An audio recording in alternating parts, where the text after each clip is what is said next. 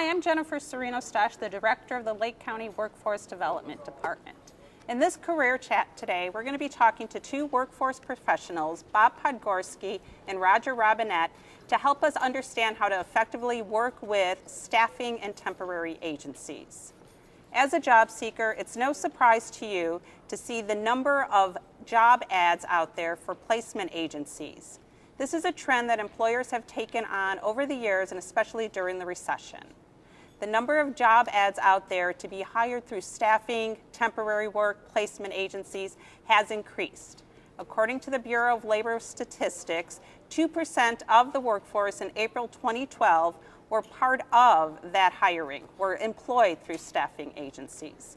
Employers use this as an effective workforce tool.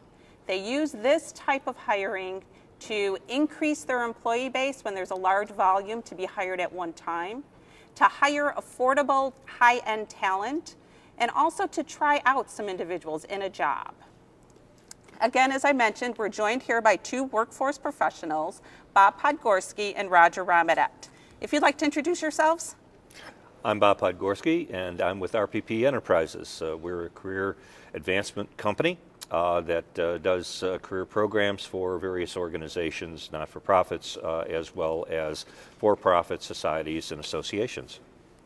Roger? I'm Roger Robinette, and I'm a senior recruiter with Experis. Experis is part of the Manpower Group. Experis is a professional staffing organization similar to the ones that Jennifer mentioned.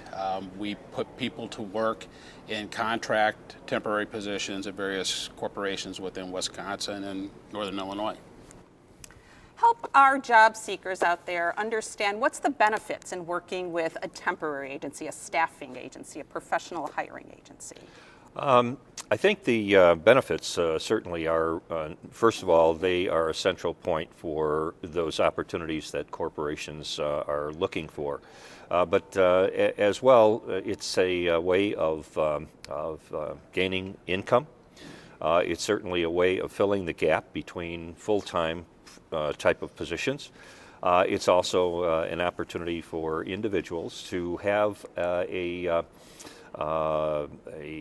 way of learning some new skills, some new talents, some new traits, perhaps new processes, new software, as well as pick up some additional skills. So I think all of those are certainly the benefits of seeking temporary and part-time positions. How does an individual go about finding the right agency? That's difficult only because there are so many out there, Jennifer. An individual who's looking for an agency is primarily going to be looking for a job. So they're going to be going to the internet, sometimes word of mouth, working directly with people that they know have worked with agencies. The best thing I can tell somebody in trying to find an agency is find a person that you feel comfortable with, that you can exchange information with on a regular basis, that provides you with the knowledge that you need to understand what a temporary agency is and what a temporary job is. You might have to go through several before you find 2 or 3 or 4 that you can align yourself with, and I think from that point forward you're fine. Now, some of the organizations are generalist, where they'll have a focus on a number of different occupations and different industries that they focus on. But also there are a number of employment agencies as well as temporary agencies that specialize. They specialize by occupation and or they specialize by industry. So one of the things that we recommend often is to network with the various groups that are out there and talk to people who have already been in temporary positions, who have worked with temporary agencies. It helps then to identify perhaps the ones that are key to your occupation and key to the industries that you're trying to target and penetrate. And if I could make one more point along those same lines, individual large corporations align themselves with a central agency in most cases. So there's corporations that have one centralized agent that oversees their whole process and sub-tier agents that work with them. The best thing one can do is approach the company or a company that you might have an interest in, ask them who is their primary staffing provider, and work with them according to either the company that you want to work for, or as Bob said, a specialty that you're trying to achieve, and try to maintain with your growth.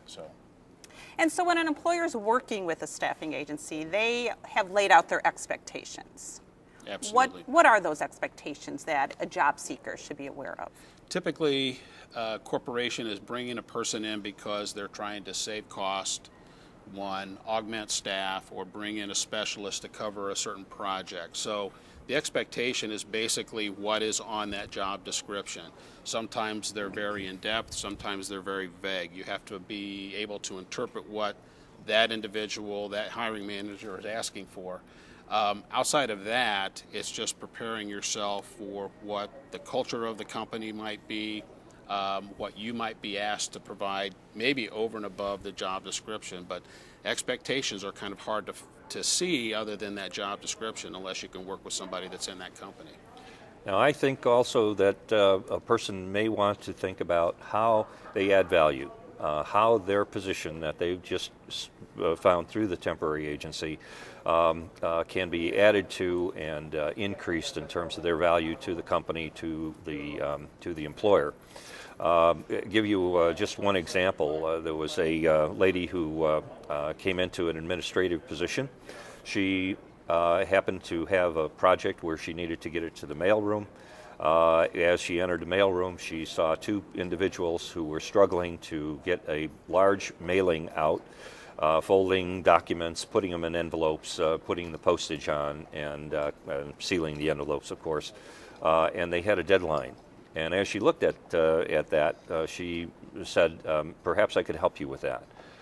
They said, would you? And she said, sure. And on her break and on her lunch, before the mail was picked up by the company, she grabbed 300 of those. She folded them, put them in the envelopes, took them down after sealing them so that they could put the postage on, and made herself invaluable to the company in an area that she had no previous responsibility for. As a result of that, the mailing happened to be for the marketing organization. The marketing organization sent a letter of gratitude and thanks because they had heard about what she did. And they found another position for her after the first one ended. And 2 months later, she wound up with a full-time job. So, Bob, what you just spoke to is an individual that went above and beyond Exactly. what they were hired or brought into that company to do. Exactly. I always suggest that a person can make themselves valuable by providing 120% rather than just 100%. And then, Roger, isn't that kind of doing more work? Absolutely, but I think it's important to understand that you're being brought in for a specific task, but your goal should also be to, as Bob mentioned, be able to show your value maybe over and above that. It requires you to be very intuitive, have a good view of everything that's going on around you, because oftentimes that job might lead to another job, which might lead to another job, and it's not necessarily the task that you perform, but how you perform that task, and as Bob mentioned, the value that you showed to the organization, not just to that department. And so even before we get there, how should a job seeker prepare themselves for the interview with the company? I think it's important to know from a temporary standpoint or from a contract standpoint, whatever the term is that you're using, exactly what that means. Individuals often walk into an interview expecting that they're attempting to get a full-time direct hire or permanent job as we've come to know it to be. But that is a temporary job. It is a job where they're asking you to come in to help them. So you have to get the mindset ready to go in to be able to tell them what you can bring to the table, tell them what you can do for them, to answer their questions, and focus on showing your value to them right away. You have to be ready for that when you walk in the door and not be, at least at that point, looking beyond the temporary job and trying to find a perm job. It's a very tough little landscape to maneuver. One of the things they also need to think about is that they're not only representing themselves, but they're representing the company that placed them. The staffing agency. The staffing agency. And as a result of that, if they do an exceptional job, if they come across as being a very valued individual, they are also bringing a phenomenal plus to the organization that placed them. And as a result of that, there are the possibilities then that they will become a primary individual in that agency to be placed in other jobs more quickly and more readily. But Bob, you bring up a good point that individuals are not only working for the employer they've been placed at to do an exceptional job, show their value, they're also working for the staffing agency to show the value, because when this temporary position ends, that staffing agency may have another position available and go to that valued employee. Absolutely. There are many agencies that have a group of individuals that they might call star employees, most placeable applicants. Those individuals become very valued to the agency themselves because they know what that person can do. So as much as I know that it's difficult to say, there are times when we as a staffing recruiter, we know who those people are, and we know if they're coming off an assignment. Typically we'll pull them into a new assignment as quickly as possible because we understand what they're able to do. Staffing agencies go back to the employer to ask for an evaluation, and those evaluations are very meaningful to that additional placement and becoming one of those star employees. What are some of the mistakes that the employees typically make? Well, I think some of the mistakes that they made, and I made mention of this early on, is to look at that individual agency as the person that's going to find them the job. We're finding them the opportunity to interview for that job. The mistake that they often make, again, is in the expectation of what the difference is between a temporary or contract job and a direct hire job. I think they also will sometimes, make the mistake of trying to not understand what we as recruiters are trying to do to prep them for the position, but instead have their own agenda and go in there with that goal in mind, as opposed to the goal of following some of the guidelines that we provide for them in order to get that job with that company that we've been working with for quite a long time. Going back to my example, I think one of the problems that I've seen is that sometimes individuals look at their position very narrowly, and they do focus so precisely on the job requirements and the specifications that they fail to see how they can add additional value in the position and in other projects and assignments and tasks that come along. And so by keeping perhaps a broader perspective, they can add that additional value, that 120%, and I think that it's very, very important to see the broader perspective. Why should I apply to a staffing agency instead of applying to more permanent jobs? I think it provides you more options. Obviously, as you mentioned early on, the number of companies that are doing more hiring of contract or temporary professionals is growing every day. If you're not looking at the vast number of opportunities that are out there, you're really shortchanging yourself as a job seeker. Realize that when you're looking at a temporary job, it doesn't mean you're applying to take that job. There are multiple steps to getting to that point. So I think it provides you with more options if you look at temporary agencies, contract agencies, consulting agencies, whatever you want to term that. There's many more options out there if you include that into your program. What are some important tips you want to leave today to give the job seekers in working with the temporary staffing agencies? I think when you're looking at a temporary agency, you have to understand that that gives you more options for job opportunities. There are direct hire positions that are out there, and there are temporary positions. If you're not looking at all of them, you're cutting yourself short in the opportunities that are out there. More and more corporations are going to agencies and hiring people temporarily. You mentioned that in the very beginning. And job seekers should understand that they're not basically stating that they're wanting to take that job. They want to look at that opportunity. So to look at staffing agencies, temporary agencies, just gives you more job opportunities to explore. So it's an opportunity for job seekers Absolutely. to broaden their Absolutely. job search arena. And so with that, what are some important tips you'd like to leave with the job seekers as they're looking at this as an opportunity? Well, one of the things that I think is critically important is to understand the impact of temporary work on your unemployment benefits.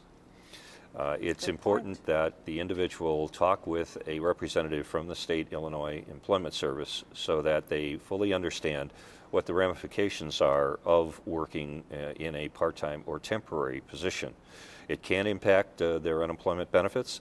It can reduce their unemployment benefits based on the number of dollars that they earn as well as the time that they're in the position, as well as it can impact their amount of dollars that they would qualify for by virtue of having a change from their previous employer and previous income to now the reduced level of income that would set the new benefit rate. And so critically, they do need to think about that if they're taking unemployment benefits at the same time that they're working a temporary position. Excellent point. Excellent point. A couple of other points I'd like to mention for individuals that are looking for a job in a temporary environment. Know your parameters. Be comfortable with your parameters and be confident with your parameters. And by that I mean know how far you're willing to commute for a position. Know what your minimum and desired salary requirements are. Do you need benefits? And if so, does that company offer benefits? Know what your area of expertise is. Know how you can become, and I hate to say this because it sounds like it's dehumanizing, but know how you can become a product for that organization and be able to give them a 30-second commercial, if you will, to extol what you bring to the table. But you have to know what you're looking for. Flexibility is important, but being open will just create a lot of problems for you. So be concise and precise in what you're looking for. Excellent, excellent. Well, thank you, Bob and Roger, for your time today. To learn more about this topic and other job search topics, visit the Job Center of Lake County.